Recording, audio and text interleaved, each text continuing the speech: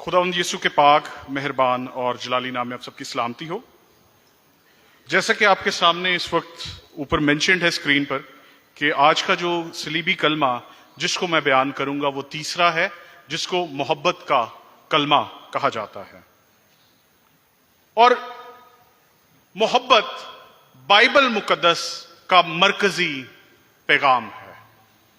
जब हम बाइबल को पढ़ते हैं तो पहले यूहन्ना के खतूत में क्या लिखा है?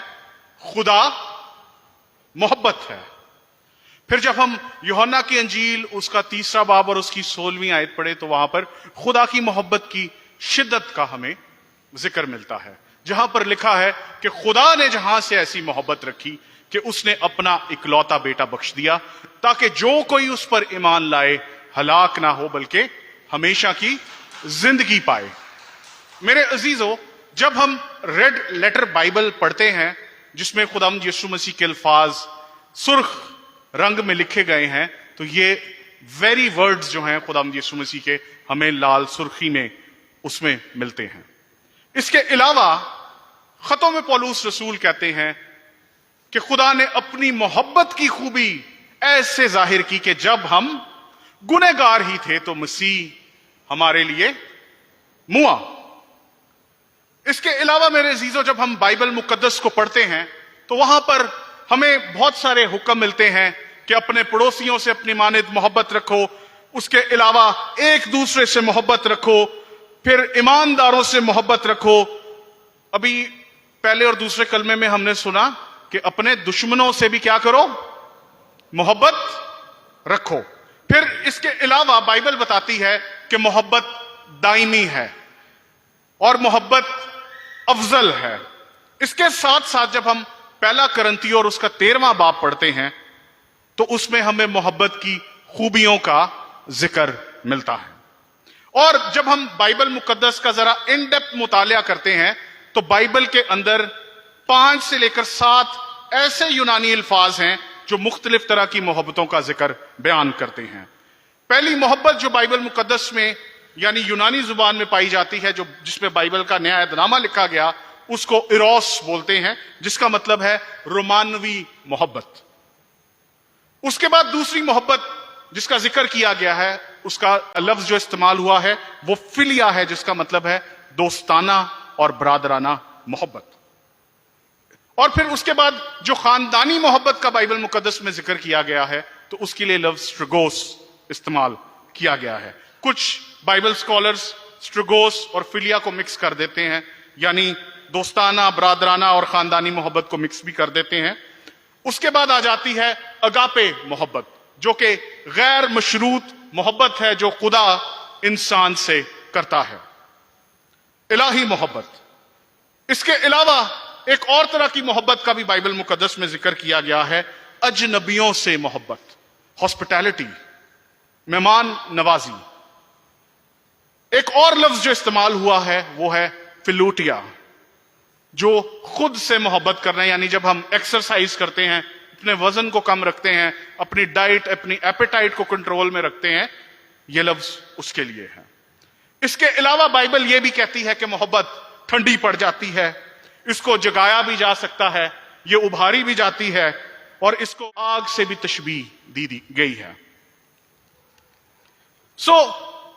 ये जो कलमा, तीसरा कलमा मैं बयान करने को हूं, यह खुदावंद यीशु मसीह के मुंह से 9 से 12 बजे के दरमियान निकला। इससे पहले खुदावंद यीशु मसीह ने 2 कलमों को अदा किया, वो भी दिन की रोशनी में थे। यह तीसरा कलमा भी खुदावंद यीशु मसीह के मुंह से दिन की रोशनी में निकला। मेरे साथ देखिएगा यूहन्ना की अंजील उसका 19वां बाब और उसकी 25 ता 27 आयत। कलाम मुकद्दस में लिखा है, और यीशु की सलीब के पास उसकी मां और उसकी मां की बहन मरियम, क्लोपास की बीवी, और मरियम मगदलीनी खड़ी थी। यीशु ने अपनी मां और उस शागिर्द को जिससे मोहब्बत रखता था पास खड़े देखकर मां से कहा, ऐ औरत, देख तेरा बेटा ये है। फिर शागिर्द से कहा, देख तेरी मां ये है। और उस वक्त से वो शागिर्द उसे अपने घर ले आया। खुदा उनके पाक कलाम के पढ़े जाने सुने जाने पर उसकी बरकत हो और उसी के नाम को इज्जत और जलाल मिले। थोड़ा सा पस मंजर आप सबके सामने, इससे पहले कि हम यीशु मसीह के इन आखिरी अल्फाज पे जाएं, आपको इसका पस मंजर बयान करना जरूरी समझता हूं। खुदावंद यीशु मसीह एक फैमिली मैन थे जब वो इस दुनिया में थे। उनकी फैमिली थी। मुकद्दसा मरियम और मुकद्दस यूसुफ जो कि उनके फॉस्टर फादर थे, उनकी ताबेदारी खुदावंद यीशु मसीह ने की। अगर हम लूका की अंजील उसका दूसरा बाब और उसकी 51 वर्स को देखें तो वहां पर क्लियरली इस बात को बयान किया गया है। इसके अलावा खुदावंद यीशु मसीह को बढ़ाई का बेटा बाइबल मुकद्दस में कहा गया है। इसके अलावा खुदावंद यीशु मसीह को यूसुफ का बेटा भी बयान किया गया है। और वो बेशक जिस्मानी इतबार से खुदावंद यीशु मसीह को पालने के इतबार से खुदावंद यीशु मसीह के बाप थे, अदरवाइज यीशु मसीह की पैदाइश रूल कुद्स की कुदरत से हुई थी। और बाइबल मुकद्दस ही बयान करती है कि मुकद्दसा मरियम और मुकद्दस यूसुफ ने अपने अज़दवाजी रिश्ते को उस टाइम तक कंटिन्यू नहीं किया जब तक खुदावंद यीशु मसीह पैदा नहीं हुए। इसका मतलब है मेटेड देयर मैरिज। उसके बाद खुदावंद यीशु मसीह के भाई बहनें भी थी, इसीलिए कहा गया क्या ये बढ़ई का बेटा नहीं है, क्या इसके भाई नहीं है, क्या इसकी बहनें हमारी तरफ नहीं है। इस तरह से बाइबल मुकद्दस बयान करती है। इसका मतलब क्या है कि खुदावंद यीशु मसीह एक फैमिली रखते थे और वो अपने खानदान में पिलौठे बेटे की हैसियत भी रखते थे। पिछले दिनों विलियम ब्रैनम के कुछ मानने वाले हैं, उन्होंने एक बिद्दत और बिदती तालीम को बयान किया कि जी मुकद्दस यूसुफ रंडवा थे, उनकी पहले शादी हुई थी, उसके बाद उनसे जो बच्चे हुए वो यीशु मसीह के स्टेप ब्रदर्स थे। यह तालीम बिल्कुल इनकरेक्ट है अगर हम बाइबल की तालीम को फॉलो करें। और प्रोटेस्टेंट चर्च इस बात पर एग्री करता है कि ये यीशु मसीह के बायोलॉजिकल ब्रदर्स थे। बेशक बाप डिफरेंट था, लेकिन मां के लिहाज से वो बायोलॉजिकल ब्रदर्स थे। और उसके बाद कुछ बाइबल स्कॉलर्स हैं जैसे anti right, James D done और रिचर्ड बकम, वो भी यीशु मसीह के भाई होने की उसके और भी भाई थे, उस चीज की तरफ इशारा करते हैं। इसके साथ साथ जोसेफस फ्लेवियस जो कि एक हिस्टोरियन था पहली सदी का और वो गैर मसीह था, वो भी यकूब को यीशु मसीह का भाई बताता है। उसके अलावा हिज जेस्पियस, जूलियस अफ्रिकानस, इज़यूबियस, ये चर्च फादर्स हैं जो यीशु मसीह के भाइयों का जिक्र बयान करते हैं। लेकिन डिबेट एक लफ्ज पर पाई जाती है, एडेल्फॉय, ये यूनानी लफ्ज है भाइयों के लिए। और एक वक्त था कि जब खुदावंद यीशु मसीह अपनी जमीनी खिदमत कर रहे थे तो उनके भाई यीशु मसीह पर ईमान नहीं लेकर आए थे। और एक जगह पर कहा, खुदावंद यीशु मसीह के लिए कहा कि ये बेखुद है। फिर जब हम खतूत को पढ़ते हैं तो पौलुस रसूल यकूब का रेफरेंस देते हुए उसको खुदावंद यीशु मसीह का भाई बयान करते हैं। और जब खुदावंद यीशु मसीह जी उठते हैं तो पहला कुरिन्थियों 15वां बाब और 7वीं आयत में कहते हैं, और वो यकूब को भी दिखाई दिया। ये एक क्लाइमेक्स गिविंग वर्स थी। इसके अलावा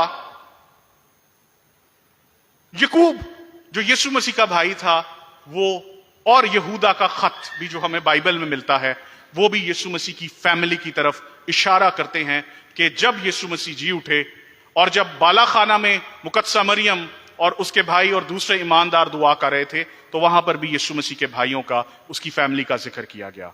और उसके बाद यकूब यीशु मसीह का भाई एज अ चर्च लीडर के तौर पर अमाल 15वें बाब में हमें इमर्ज होता हुआ नजर आता है।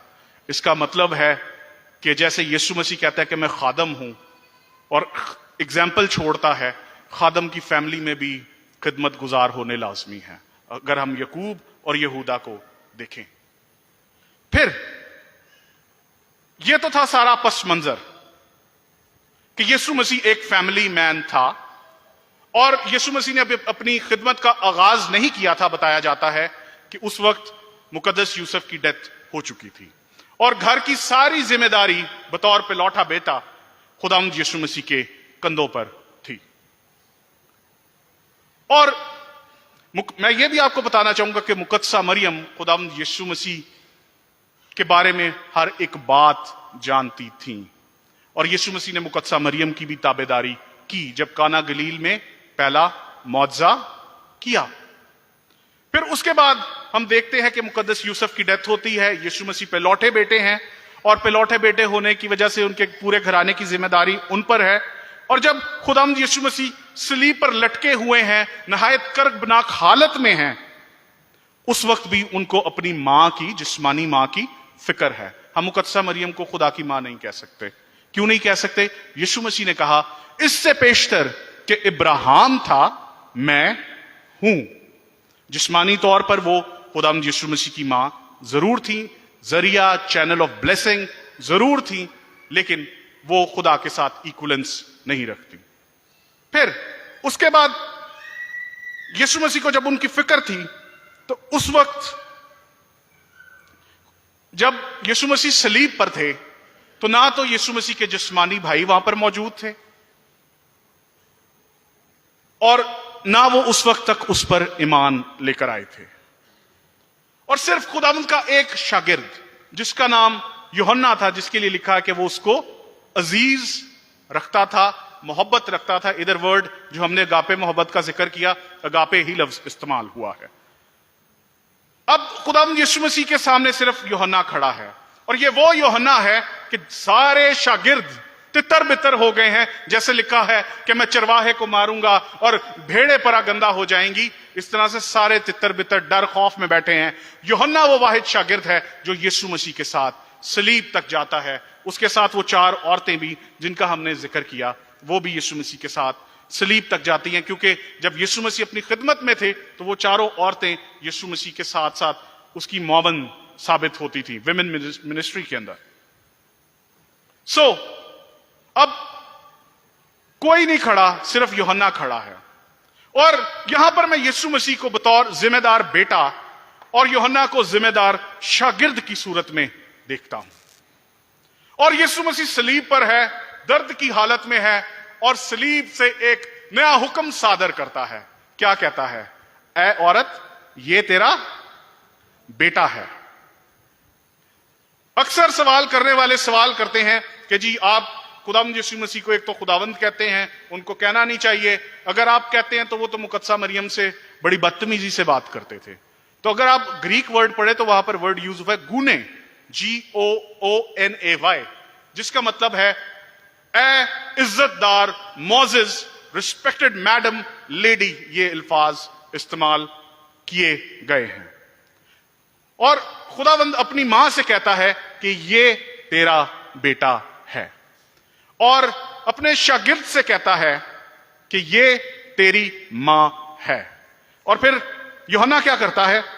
लिखा है और उसी वक्त से वो शागिर्द उसे अपने घर ले गया।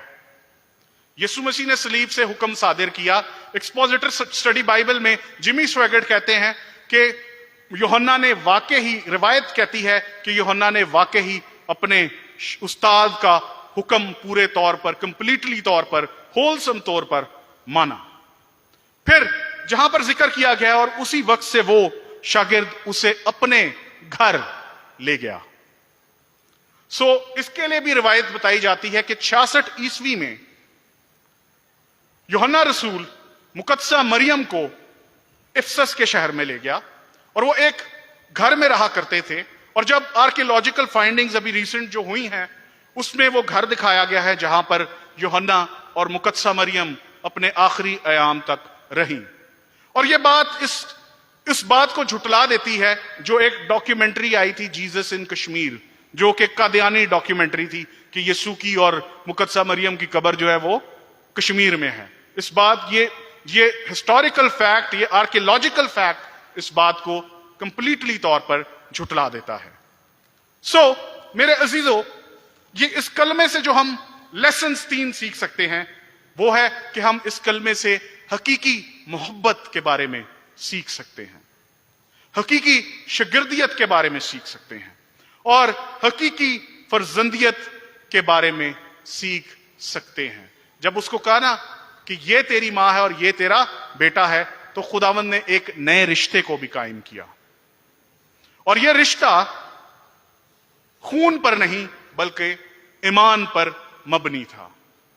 और बेशक हम अमाल पहला बाब 14वीं आयत को भी पढ़ें, उसके यीशु मसीह के जी उठने के बाद, सऊद फरमा जाने के बाद भी मुकद्दसा मरियम यूहन्ना रसूल के साथ आखिरी दम तक रही।